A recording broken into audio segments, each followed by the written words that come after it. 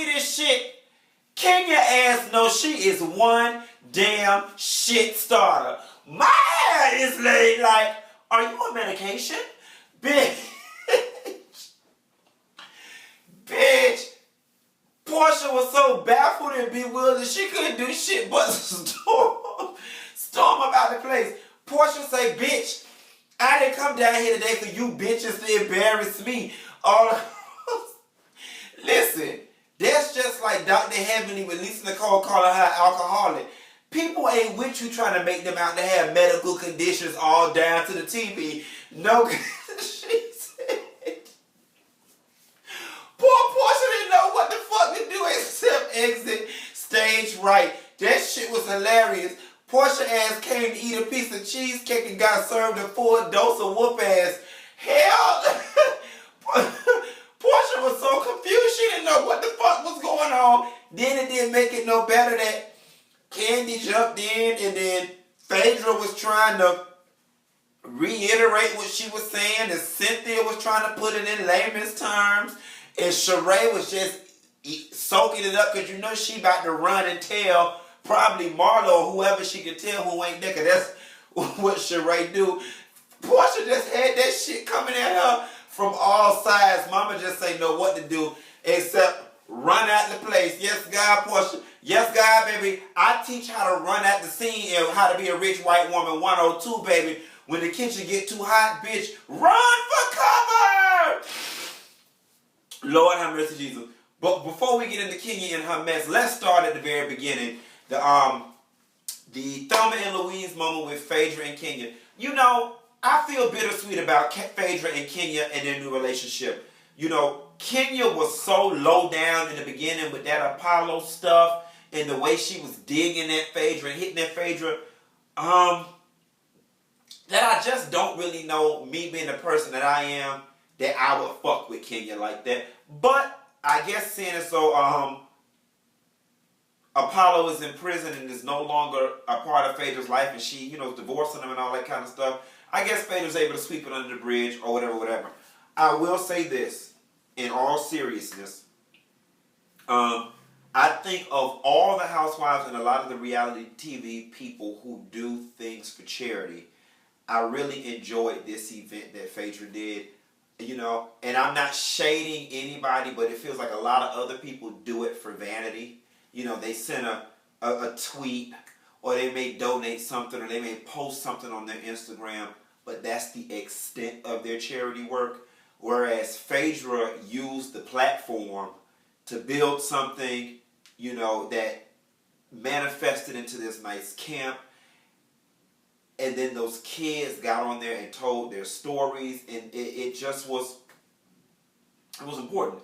It was important for those kids, but I think the impact that it had on the millions of viewers was probably far more important than what it was for those kids. You know, in that moment, I was in there shedding tears, and it made me realize, you know, it's easy for us to get caught in our little bubbles, and we think the extent of our problems is, fuck, I can't afford the new iPhone 7.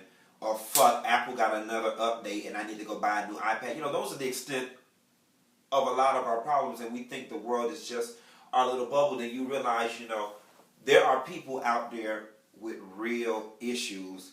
Knock on wood, knock. You know, I've been blessed. You know, I haven't grown up in a situation or an environment where people have been shot or people have gone to jail or drugs has plagued my family, or anybody in my family don't have their mama and their daddy. I've been blessed, and if not careful, I would think the whole world was kind of like my upbringing. But this episode made me realize there are people out there that are really going through real things, and hats off to Phaedra for really doing that with that camp. I mean, and if her work with those kids starts and stops with the camp, it's a hell of a lot more than a lot of people with similar platforms have done. Moving right along. Back to the funny stuff, baby. Lord, Miss Porsha, you so goddamn feeble-minded, fickle, I don't know what to do.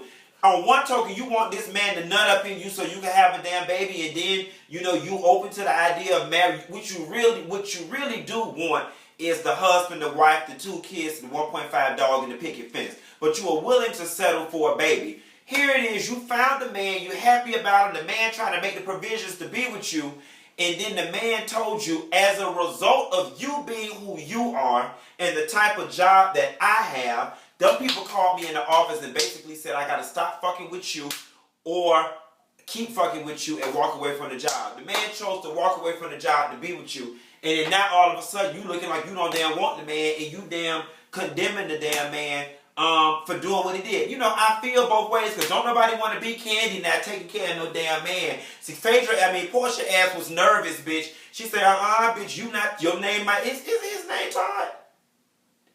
Oh shit, his name is Todd. But bitch, she didn't want you to follow after the other Todd. She said, baby, I ain't no damn sugar mama. Shit, you better go over there and hop in one of them threesomes with Candy there. No God, honey. But Porsha, on the real, give the man a chance. I think Todd is that, I'm calling this boy Todd. His name is Todd, right? Lord, I hope it is. I'm going to keep calling him Todd. You know, it ain't like the nigga had a damn assistant manager job at Family Dollar and his skill sets don't translate to anything else. The man had a degree, you know, high-end job. I'm sure his skill sets will easily translate to another well-paying position here in Atlanta. Now, he might need you to float him a couple, 30, 60, 90 days or whatever to the background check, go through into the interview, till they call the references or whatever. But, bitch, you got it. Trade in one of them cars that African bought you. Catch. You know what I'm saying? And it's like now you mad at the man talking about security.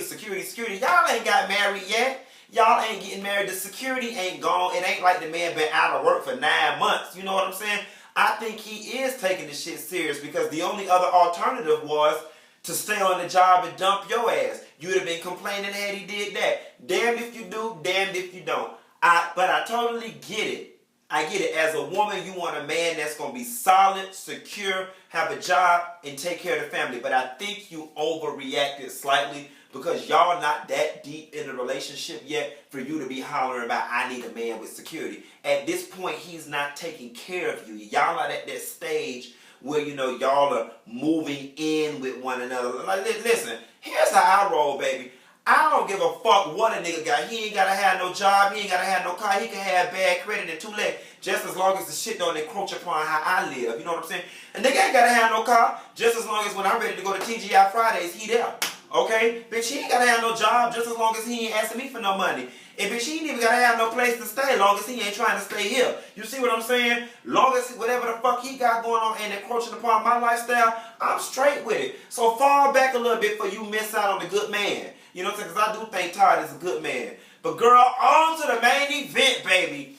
Phaedra had done brought them girls down to the restaurant, honey, and they was coming to talk about what all was going on and trying to plan the camping trip. And messy old Kenya went down there and got it started. See, one thing about Kenya, old scary ass, she ain't gonna fight, but she'll get it started. Yes, God, I'm gonna tell you something. Kenya, real talk, the shit you antagonizing people and you provoking people, the shit has gotten old. And it's about to backfire on your ass. Because you see, one thing about Sheree, she might be messy as fuck, but Sheree don't mind telling it like it is. You know what I'm saying? And she was like, Kenya, you do fucking provoke people.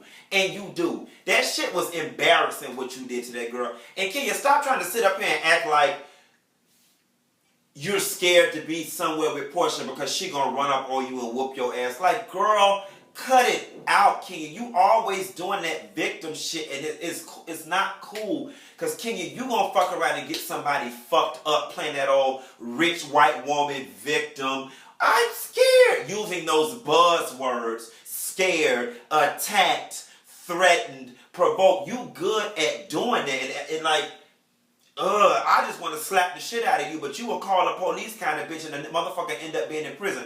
Kenya is the most dangerous kind of person to be around, because that shit is just dangerous. You trying to provoke that girl. I'm going to tell you what's going to happen.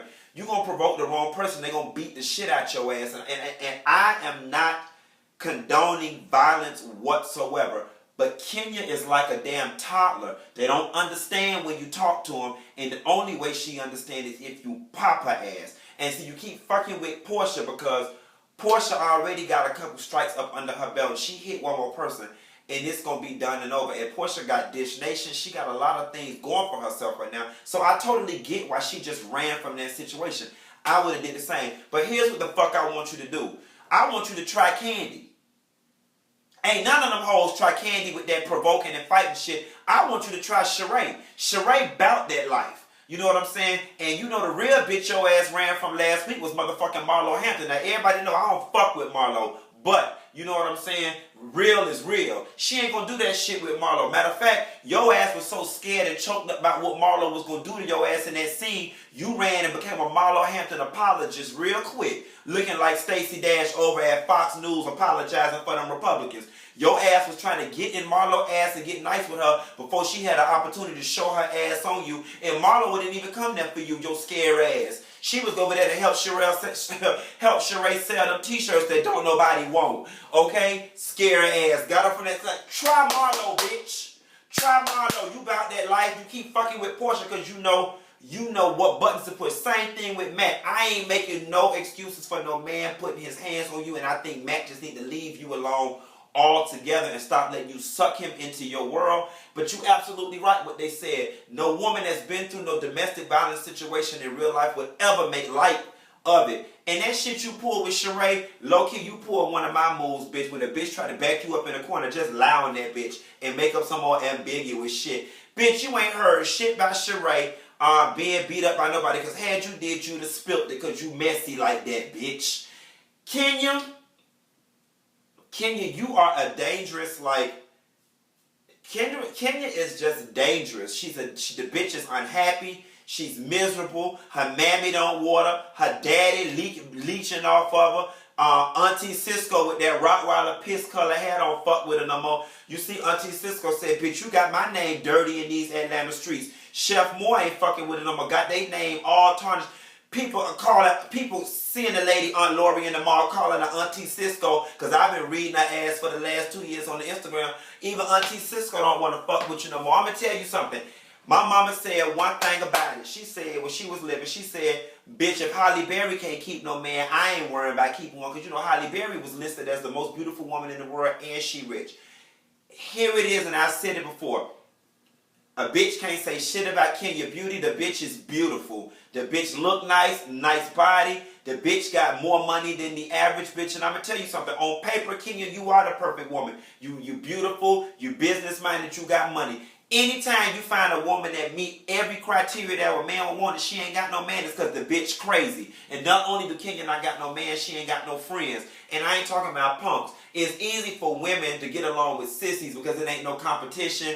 You know, sissies prop them up and it ain't no real competition. But whenever a woman don't have a group of solid female friends, I look at that bitch sideways. Something ain't right with you. You know what I'm saying? And it's funny because Kenya, at a certain point, you have got to find the balance between keeping the check and keeping it real. You know what I'm saying? I get it. Kenya done came in this game and is reportedly the #2 highest paid person on the show. So she done came in and bucked the system. She is of value to the show and she turning it. But Kenya, at what cost, mama? Like, all money ain't good money and y'all getting paid. Like, the scene with you and Phaedra at the camp was a beautiful scene. Y'all were having fun. There is interest in money and y'all having fun. But you around here stirring the pot and provoking people and antagonizing people, that shit gonna get old. And you gonna fuck around and antagonize the wrong person, they gonna pop your ass. Not only is you gonna have bad skin, bitch, you gonna have a bad eye. Okay? Lord, leave them damn people alone. But, you know, unfortunately, Kenya is getting positively rewarded for bad behavior, just like Evelyn was on Basketball Wives. Each season over season, Kenya is getting pay increases and her name is standing in the blog. So like Iyanda told Evelyn, you know, you are being positively rewarded for being a bully amongst women. Kenya is being positively rewarded, and until there's some negative repercussions or consequences for her action, or until somebody swole up that left eye, she gonna keep on doing what she doing. But hey, you know, she gonna learn. She gonna learn, because let me tell you something. Money can't keep... Y'all remember Sister Ann? Singing does not pay the bills. Singing does not put food on the table. Let me tell you something. Money can't hold you at night. Money can't fuck you right. Money can't soothe those wounds. Money can't fix your crazy ass. I'm telling you, all money ain't good money. Get it together, girl. The people trying to like you, Kenya. Kenya, I'm trying to like you. I'm trying. You just make it so hard for a brother. And then, after Porsha walked out of the restaurant, why was you running behind her? Like, seriously, Kenya, and I'm glad Porsha handled you the way she did. She's like, Kenya, you're not my friend. You're not. The girl was like, leave her alone, and you kept jugging. And then Phaedra even said to you twice. Once in the place up the stairs, Kenya, I don't think you should come. Then outside, Kenya, I don't think you should come. What the fuck you running behind the girl for? And Kenya, why do you feel like Porsha owes you an explanation about what's going on in her personal life? Nobody has to own up to you. Whether she's going to anger management or not, what the fuck is it to you? Your ass need to be going to cuckoo management. Is you going? Is you going or are you going? Lord, let me get on off here because I don't fuck around and got hot. And y'all know I get on my groove and go on a rant on Kenya, and I ain't even finna do it like that tonight. I'm finna go down to the car with a rich, but matter of fact, I ain't even going with a rich cars. I ain't looking for no fair because I don't want no Kenya, Matt, shit going on in my damn life the way I feel right now. Anyway, that's the girl. I'll call you later. Bad.